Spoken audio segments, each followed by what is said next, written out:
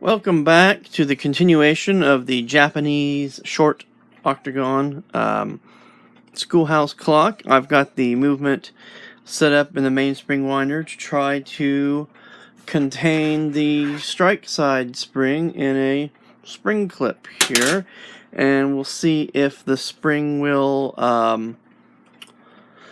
hold or not. And you can see it's not wanting to.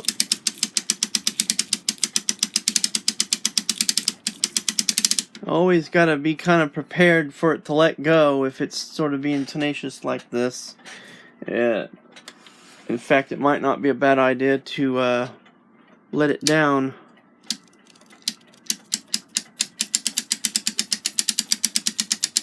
A little bit here, and then try winding it back up again just to make sure it's gonna hold. If the spring does let go, it will knock the camera off of the clamp that it's on the lamp, so you'll know. But let's see what happens here.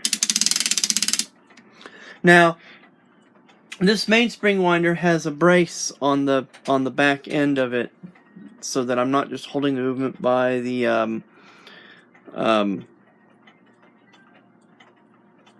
winding arbor only. It's got a brace on the back to help support it. It's basically forcing the movement that way.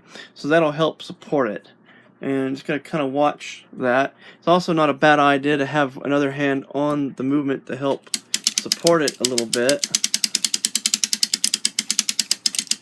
as the tension is going to be considerable here, especially as we get towards the end of the spring. Like I said, it's all being held by the mainspring winder. Now, these springs have a very peculiar feature that I do not like, that's complicating things drastically here. And that is these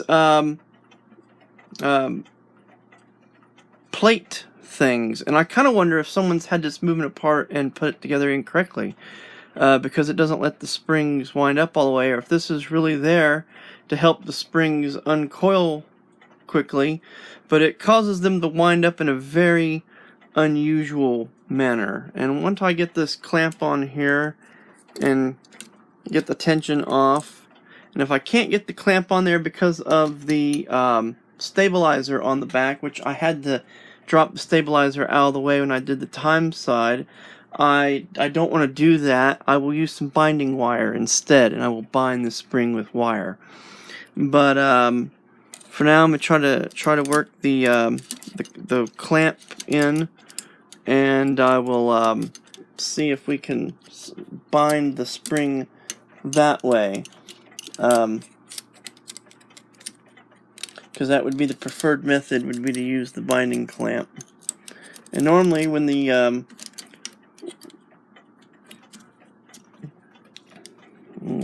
almost got it in there. Oh, normally when that's not in there, it's possible to get the spring. There we go. It's in the clamp. The clamp is on the spring. I just had to hold my tongue right and get it in the correct place on the spring. Okay. I'm going to reverse the ratchet on the mainspring winder and apply some tension to let it off, and then we're unwinding the spring now into the clamp. And you can hear it thudding. And I've actually gone too far. Alright.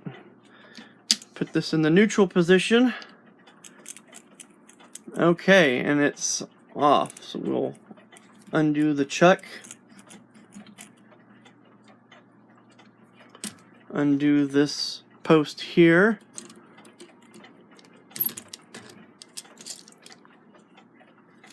Now you can see the very peculiar way in which these springs are set up. There is actually a plate right here which forces the spring down, and there's an extra piece of steel riveted into the loop of the spring that makes this piece here that causes the spring to flare out. And I'm looking at the way this is made. It looks like it's possible to install the spring with the spring on the top side of this to where it would go up in the in the usual manner. So that makes me wonder, if somebody had this thing apart and done this or what. I will find out. Like I said, I've never seen a clock built like this before. Well, you know, with this sort of spring setup and with these protector devices here, I'm almost thinking that this has been apart at some point, and the springs got put together incorrectly, which I can rebind the springs with the mainspring winder and the loop end attachment, and have the springs put the springs back on in the conventional manner, which is, if I can do that, that's what I will do. But the movement's now ready to be disassembled, other than the fact that these are going to be kind of wonky. And yeah, I'm not so certain about this. So anyway, I'll rejoin. Next video, I'll rejoin. Let's rejoin on the next video with the movement disassembled, because I have the feeling it's going to be an interesting process with these springs. So this is Oklahoma Bridges, and thank you for watching.